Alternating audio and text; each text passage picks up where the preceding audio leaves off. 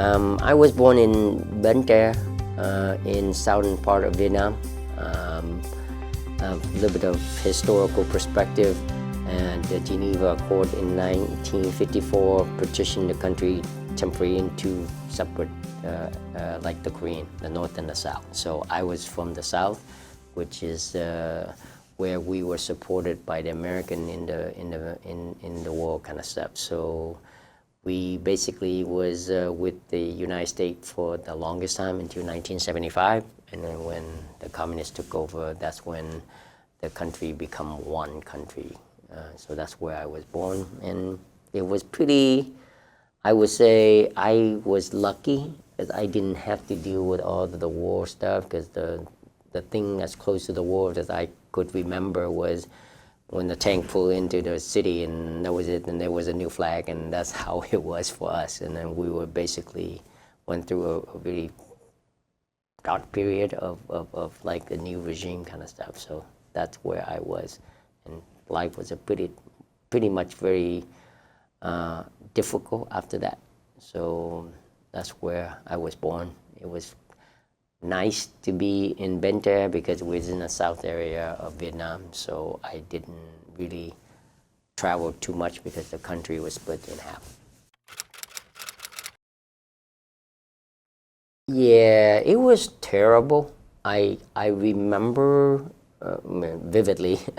Is awesome. The communists took over. There's a bunch of people move in, and what was really devastating for me and chilling for me was like my friend next door, and they were with the old regime. And then I think my father was sent to I don't remember 100%, but he was sent to a re-educational camp, which is another fancy word as I grew up, is prison, right? It's like they put them in prison, but they say re-educate you to, the communist philosophy, whatever. So what was very terrible for me was the family next door just disappeared. And I'm like, wow, where did they go? Because we hung out on the street kind of stuff.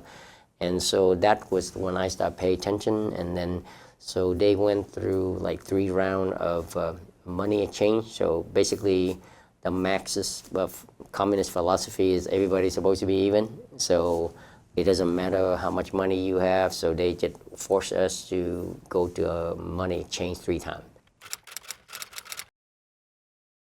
Yeah. So we were, trying to make it through and trying to get adjusted to it. And I think when I was at home, and all of a sudden my uncle came over and he said, hey, I'm gonna take you to drop you off somewhere. And I'm like, okay. I'm like, cool. I did not know that until I went back to Vietnam, when my mother shared with me was, well, after 1975 there was a second wave of immigrants. So basically the communists come over and said, hey, all of your Chinese descending folks, you can go wherever you want to go back, wherever you want to go back for. So they were more structured in terms of their refugee journey. So everybody with a Chinese descent can get on a boat and go to, I think there's 3 destinations: Malaysia, Thailand, and there's and the Philippines. So that's what folks was asked to leave voluntarily. And so I'm the 3rd wave, which is escape illegally. So basically, because of the hardship that we had. So, and then back then I remember there was some rumbling with the Vietnamese communists was fighting with the Cambodians and stuff. So my mom with her like insight and her wisdom was like, if I'm keeping my 4 sons, the first one is going to be sending to the army, right, to fight with the Cambodian kind of stuff. So I came to the United States by mistake, and it's a good mistake because I felt like, so when you go to escape, they have a boat, and then somebody would know how to, navigate the boat. So you have to pay money, gold, money, whatever you have, to get a seat on the boat. So it's like a fishing boat with like 50 people, and one of the people that was supposed to be on the boat, they were caught by the Vietnamese local police. So if they catch you, they throw you in jail, and then and then you pay them off, and then you get out of jail. So they both have to go because we have like 49 other people ready to go. So my uncle dropped me off where it was, and so I was sitting in the boat for 5 days and 6 nights. And so it was kind of scary because I was like, the first day I remember I never went out at the sea before, so it was throwing up. We had nothing left. We couldn't eat or drink and because every time you do something like that, it basically was like you threw everything out because of that. And then after the second day, we get kind of used to it, and I remember seeing this sea of water, like I couldn't see anything, right? So we get to the fourth day, and I think we almost went out of food, and then we finally got lucky. We got one of the big oil drilling station in the ocean by BP or Shell or whatever, and they just didn't want to pick us up. So they just threw a bunch of food and water to us and say, hey, Malaysia is that way, you just take the food and go. And so I went, we ate, and then we landed in the Kuala Lumpur in Malaysia. And it was odd because people looking at us funny because we were all very ragged and we were all beat up kind of stuff. And then I remember that the boat just landed right in the middle of the beach, and back then I think people were fascinated with us because we were just like a bunch of like weird people, in my opinion. And so they were like looking at us kind of stuff. And then all of a sudden the Malaysia police came in.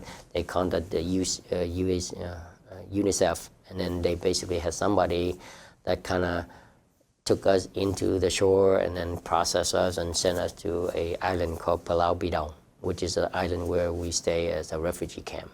So basically that's where I stayed for like 6 months or something like that. And so the person that navigate the boat was my uncle, and which is he married to my mom's younger sister. So they basically took me in, adopted me, and because we have a lot of like challenges kind of stuff, and they said, okay, you're part of our family kind of stuff. So they essentially become my adopted parent kind of stuff. So I went with them because as a young kid, if I stay there, I wouldn't even belong anywhere because it'd be easy if you immigrate to the United States with a family rather than by yourself. So he was lucky. He was considered a political refugee because he fought with the American kind of stuff. So we got priority. So we stay there, and then they process our paperwork, and then they send us to Malaysia, and then we stay there for 6 months.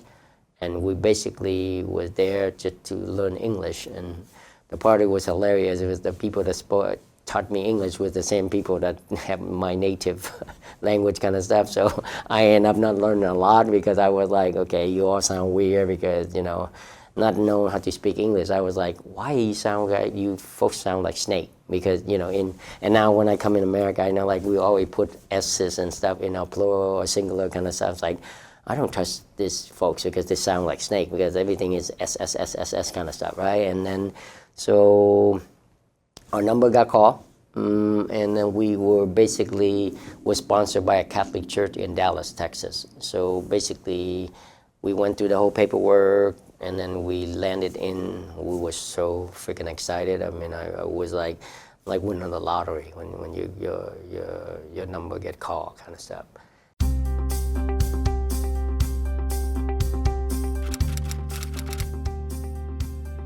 So it felt pretty. I think it started in a refugee camp because I remember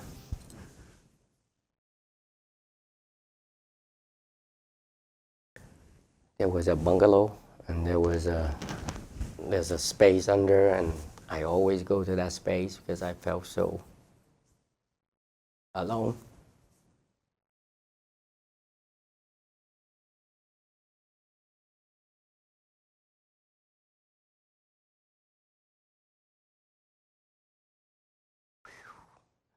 So basically, it was tough because I was young. Thank you. And I was very much challenged because it was tough not having your family kind of stuff. And even though my adopted parent really, took good care of me kind of stuff, but it's just you feel weird by being by yourself.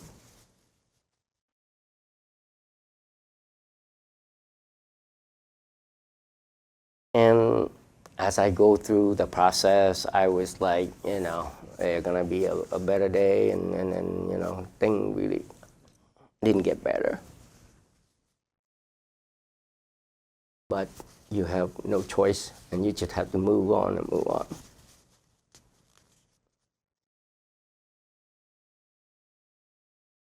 So the only thing that I was really excited about is to go to America.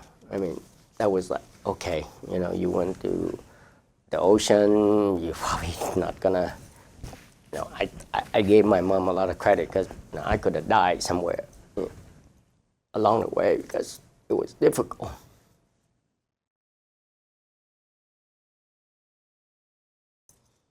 So when we got to United States, things start picking up. I mean, it was much better than the refugee camp. It was much better than other stuff. But I always felt like I'm alone, kind of stuff, because it's like everybody around me was very, generous and helpful. But like when I remember the weirdest thing that ever happened to me is like I never wanted to be around anybody during the holiday, and nobody could figure that out. And I'm like, it's just normal for me, right? Because yeah, you got your family, you can, celebrate with your family, just I just want to be alone kind of stuff. And then that was kind of, I got used to it, and it was a lot of people that not even like my family, they say, hey, you're a young kid, what are you doing on the holiday by yourself? Come over, have dinner with us, kind of stuff. And I refused to do it. So got over that, and then after that, I went to school. It was kind of weird because you trying to go to your regular class, and you got your ESL class, and then you got sent back to your regular class, and basically, I was like, and that's why I'm so, emotionally strong, because I felt like, I was picked on. I said, okay, well, you think you're better than me, fine. Then yes, I didn't speak English, yes, I didn't do that, but I excel in math and all that stuff. So I say, I make a commitment to myself, like I'm not gonna let anybody gonna be better than me. I'm always gonna be a better version of myself. And I'm like, I was growing up, I made a speech at my graduation, I got straight A, I was on a principal list kind of stuff. But then I felt like those, those folks that teased me was like motivate me even more to be a better person or whatever I do. And I think that's helped me a lot as far as coping with the other part of my life kind of stuff. And I think once I get into the the whole American culture, I was a little bit cold because I was a rocker. I was like, I'm stuck between, the culture that, okay, you sit where I place you, and I think that's always like instilled in me, and I think that's always the best part of who I am, because I'm very humble in that aspect. And the other part of me is like a James Dean kind of stuff. I'm like a rebel without a cause kind of thing. I don't give a crap. I mean, not that I didn't care, but when you live on your own, you have to, make your bed and sleep in it. When whatever you do good, you enjoy it, and whatever you do bad, you gonna get it, because nobody's gonna tell you what to do. And I think that was pretty hard for people that, the people that closest to me always understood that about me, but the folks that rarely know me, they think I'm just a pain in a hiney kind of stuff. But I'm like, I don't care what you think of me, as long as I do what I believe is right, and it become irrelevant. I live for myself. I don't live for other people. And I had this James Dean thing with I had a leather jacket with my T-shirt and my ripped jean, and I thought I was the coolest guy ever, and that turned out to be not the case because I wasn't cool because everybody that know me is like, why do you have long hair and why did you really challenging everything that's the norm, right? Because I felt like, okay, I was raised in this environment and now I'm in America. I think it's the best of both worlds, right? Because I get to be both. Because on one end I'm very respectful and very humble. The other one I'm like, okay, bring it on, right? And to me that's the American way kind of stuff. It's always be the best version of you kind of stuff. So I have a lot of challenging moments, and sorry for getting emotional, but I believe, living on your own can be very beneficial too, because you came from a sheltered life and then all of a sudden you have no more sheltered life and you basically have to do everything, and along the way there's a lot of people that helped me along the way, and that was making things more bearable kind of stuff. So that's how my upbringing was. I think that's part of life, and I was living on the street, living a dream, being the rebel who I am, hung out with the wrong kind of people. I think one of the most another life-changing event for me was, I hung out with a bunch of I don't consider good, bad, or ugly people. It's people, right? You hang out with everybody have their own good and their own thing that they can get better at. But the folks that I hung out with, two of them was shot in a drive-by shooting, and basically it's down on one of the Vietnamese restaurant down by Stockton Boulevard, and that was a really significant, life-changing event for me because I see the devastation of because back then there was a bunch of gang and stuff, and I left. I live in the worst part of Sacramento is in Meadowview, so I kind of was familiar with the gang lifestyle kind of stuff. But when people close to you got shot and die, that really turned me around, because I was going to community college for 5 years already. I was an aeronautical engineer and I keep changing major because I just want to hang out kind of stuff. And then after that, I decided to get serious, and because I saw that part of the situation with the parents, because he was the only child that really go to college with me, and then he was they were counting on him to be successful so he can take care of them. And when he passed away, I'm like, nah, I'm not gonna run the street anymore. I'm just gonna go straight, and I'm gonna go to Sac State. And when I went to Sac State, I kind of turned things around pretty fast, because when I went to Sac State, I became the president of the Vietnamese club, because I was like, okay, I'm still gonna party, but party in a structured way kind of stuff. So that was kind of good, because we did a lot of good stuff for the community, because back then I just I hate the feeling of being branded somewhere, because when you were young and you were Asian, and a lot of was home invasion, and all the folks around you think you're the gangster kind of stuff. And so I become the president of Vietnamese club, and I was like, okay, let's do something positive. So we did, my other friend from college, we did the Asian Pacific Islander Week kind of stuff, and we got a Filipino club, we got the Hmong club, the Lao club, the Japanese club, and we did the whole thing, and we trying to do something positive for ourselves, first of all, and then the community kind of stuff. So that was, it's just like a typical story about life. If you have something bad, you kind of want to do something good afterward kind of stuff. So that was a little bit more of a dope part before I even got really serious with employment kind of stuff, because I was a college kid, so I always still want to have fun kind of stuff. But that really shaped who I am, because I felt like life is so precious, and it can be there and it can be gone in one day, and that was kind of the experience that I had.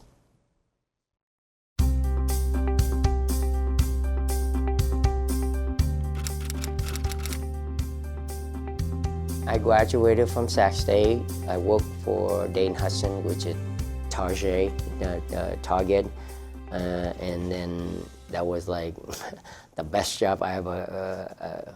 Well, let's get back. I think a little bit more. Like when I was growing up, I used to wash dishes for a Japanese restaurant, Fuji restaurant down by Broadway and stuff, and that was the best job I ever had. Was got promoted from a dishwasher to a busboy, because that was like I have so many promotions, but that's still the best one, because you are washing dishes, you stinky, you smelly, and then and after that you're gonna go to a party. Because I remember washing dishes after 9 o'clock, and then we used to, I don't know if you guys remember Weinstock, but I used to go to Weinstock and get the perfume sample, and I just stack it on my pocket, and I just put the perfume on, and then after I wash dishes, I go and I go to dance, and people was like, interesting perfume. I was like, yeah, he's a combination of, Calvin Klein and dishwasher liquid kind of stuff. So I was like, cool. And then, so when I become a busboy, they gave us a khaki shirt. We were clean. I was working upstairs for like a party for like 400 people, and I made a lot of money kind of stuff. So that was my professional stuff. And then when I worked for Dane Hudson, and then I want to go back for my master's degree, and then I basically have somebody that work at the city. Her name is Mary Hernandez, and she worked in HR, and she said, hey, you want a job? And I said, yeah, I'm going to college right now. I mean, I'm trying to get my master's degree. And then, the funny thing that happened to me, that I moved from Target to Toys R Us. I worked there, and I told my store manager, I was like, hey, I want to go back to school because I want to be better for myself kind of stuff. And saying, well, sorry, you pick your school, your career. So I'm like, okay, bye. I'm going to pick my school. So I resigned, and I went and continued my school, because I just took out $30,000 loan. So I'm like, okay, I'm not going to default on my loan kind of stuff. I got to finish it. So that's when I got the city job in 1997. So I was a graduate student assistant for the Department of Public Works. And so that was my first job, and I was just a punk. I was like, I'm Mr. Know-it-all. I'm going to my master's degree, so I'm smarter than anybody. And I was very, very fortunate to have a lot of good mentor. And one of the mentors that I have, and I still am become friends with, is Keith Lee. He's like, took me under his wing. He's like, hey, you have a lot of potential, so let me help you grow through the organization. So I work for like 5 separate departments in 2 different cities. So I pretty much every year or 2 I get promoted, because I already have a bachelor's degree. I have experience in the private industry. So city was very good to me. I mean, as far as it's like my second family here, because I know a lot of people that I work with, and that's why when I become the API chair with Cassie, I was like, if she needs something, I'll call somebody. We'll figure it out, kind of stuff. And I think I really, really appreciate the city. And then I worked here until 2010 or something, and I was laid off. I was devastated. I mean, you work in local government, you never get laid off, right? I mean, I worked for CDD, and I did the budget. We were like $4.6 million deficit, and I fixed it. And then after we have 4 rounds of laid off, and then I was like the 5th round. So I went over across the street in West Sacramento. I worked for CalSTRA for a while, and didn't like it too much because it was different. I still love city government. And then after that, I went to work for a bankrupt city for Stockton. So I went to City of Stockton and became their revenue officer. And I was like, I still have the urge to come back to Sacramento. So when there was a building manager position open in the Department of Utility, and that's why I came back, and I'm still here. And for 2.5 more years, I'll be like doing whatever I can to make sure that, I'm gonna give back to whoever that I run into, because the city has been very good to me. So I went to Sac State, and finally, for some weird reason, we were able to exchange letter after I escaped from Vietnam, because I keep moving around with my adopted parent, and then we never had any stability kind of stuff. So when we in Sacramento, We was lucky enough to kind of reconnect with my mom, and then we have a permanent address, and then she was able to send me a letter or moving forward. And then I think also, she has some folks that she know from our town that, escape, and then so she write a letter to me and give it to them. But it was outdated because it was like when I left like 2 or 3 years ago. So, but I still remember the address where I lived. So I was basically got the letter, and she said, "Hey, respond back to me to make sure that I know you're still alive."